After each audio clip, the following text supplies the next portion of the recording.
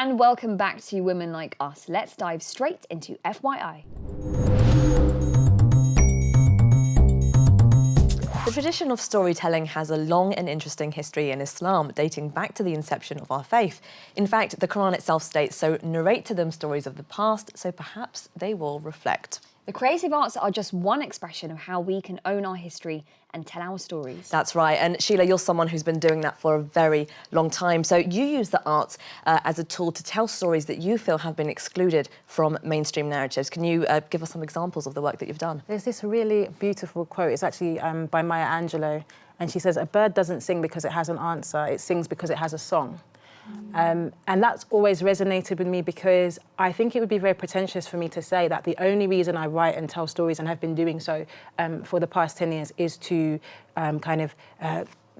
direct all my energy towards changing the world through my film. Sometimes there's just something in my heart and I need to get it out.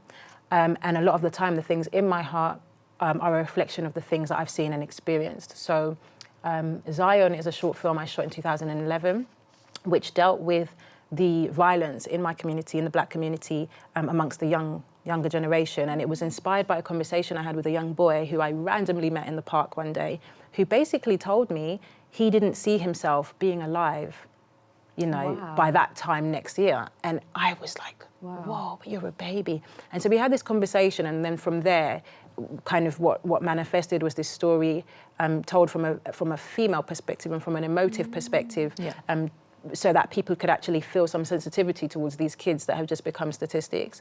Prior to that, I shot a film called The Hydra, which was using, I'm going to sound like a real film geek here, but using the codes and conventions of film noir on a modern perspective. So it's a neo-noir genre. So you use the codes and conventions from, those old black and white movies. It's like those detective movies. Those detective movies, because... With rain and, overcoats exactly. and that sort of I thing. love that stuff. And what was happening, basically, because those were shot just after the war, and there was a lot of tension in the community. There was a lot of distrust for women, which is why you'd have a femme fatale, a really deadly woman who's bringing everyone down, and, so on. There was several themes, and I could parallel them to the Black British experience.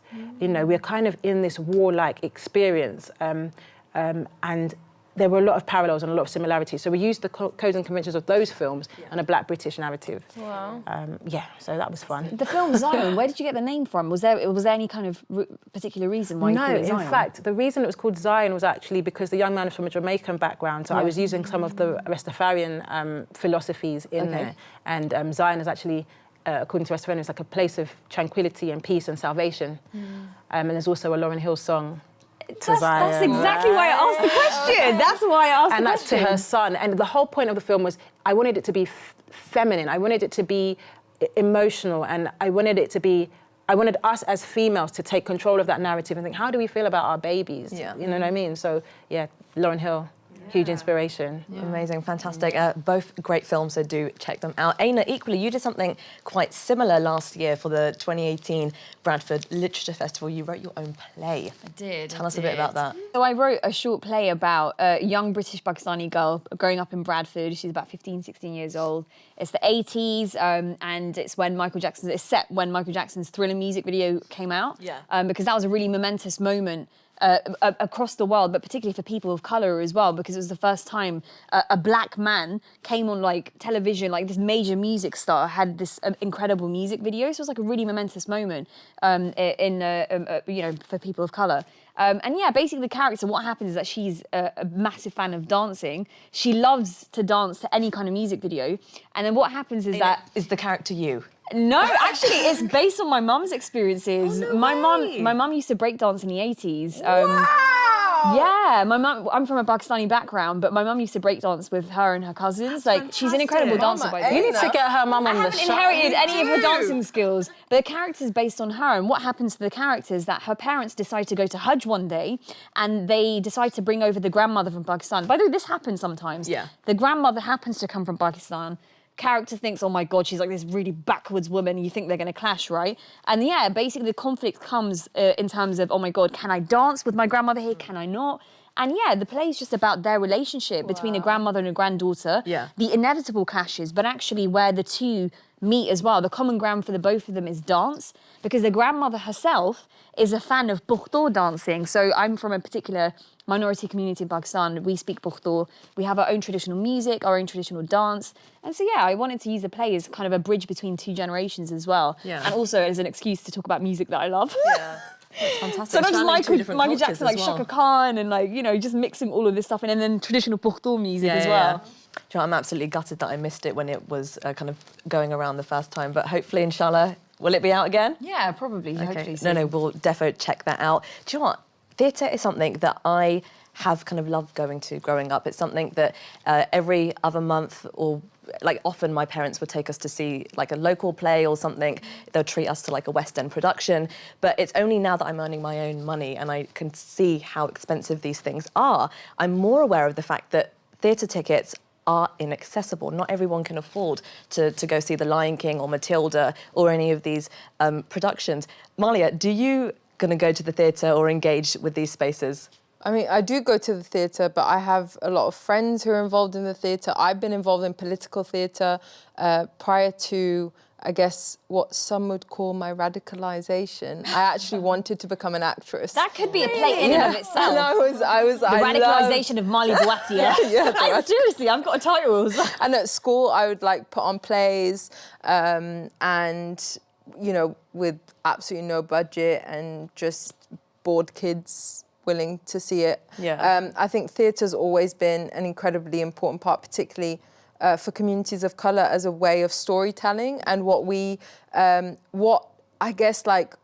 the bourgeois sections of our society will perceive to be theatre or describe to be theatre are not norms and conventions that actually need to always be applied. Like, we think that it has to have a set stage, very potentially Shakespearean-like, and, you know, with the red curtains and so on, whereas, like, we put on, I mean, trust me, my family puts on theatre at the breakfast table every single morning. Love it. And I think that the question of inaccessible cultural spaces is becoming a huge crisis, particularly with austerity. And we're finding that when I was like effectively a refugee in this country, my mom would like take out a What's On magazine for Birmingham, and she would find these incredible productions, plays, Lord Mayor's shows, whatever that was going on for absolutely free that she could drag us to. And those things, because of arts funding cuts, don't exist anymore. And so you have like generations who are now growing up with a more limited access. But on the other hand, you've got social media, and some could say that is an incredible stage that has opened up that we didn't necessarily grow up with. Yeah, definitely. And like you, Malia, actually, growing up, I really wanted to become an actor. I used to take part in lots of like local productions. I was part of the drama clubs. I put on loads of shows at school. And then I was going to apply to drama school, and my parents were they were for it. They were very kind of willing for me encouraging me to kind of take on that route. But I had this conversation with my mum where she was saying, Saba, there aren't many people that look like us on television. And for that reason, All the more really reason for us think to about have this. things out there. No, but her reason was that with television and acting, you might be made to do or kind of conform to certain roles that you might not feel comfortable doing, or that will be kind of compatible with your faith. So I suppose my question to you, Sheila, is, in your opinion, are kind of the arts and Islam compatible? I think the arts and Islam are very, very compatible, 100%. I don't have any doubt of that. I feel like we as people need to start owning our own narrative, because if we don't, other people are going to paint that for us.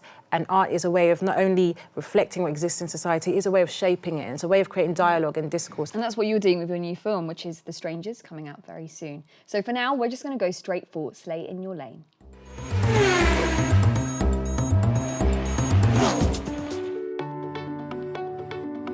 Hi, I'm Ruby, and I'm an award-winning architect.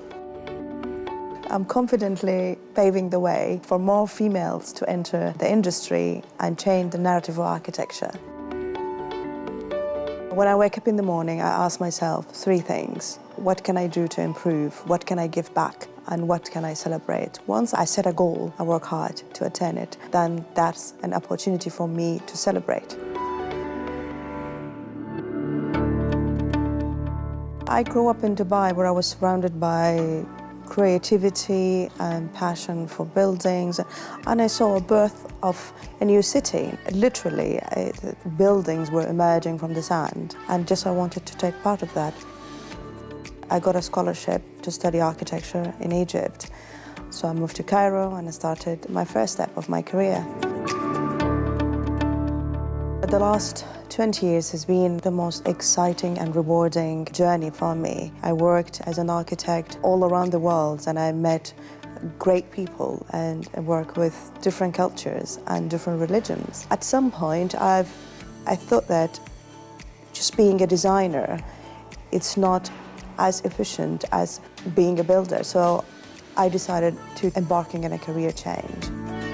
The whole idea behind the change from a designer to a design manager is to close the gap in construction and try to promote more for female to come to construction industry.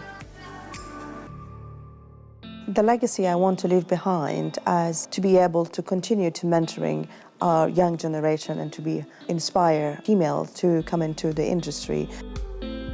Women can be of a great asset. They can bring a lot to the table, and they are not a liability to construction industry.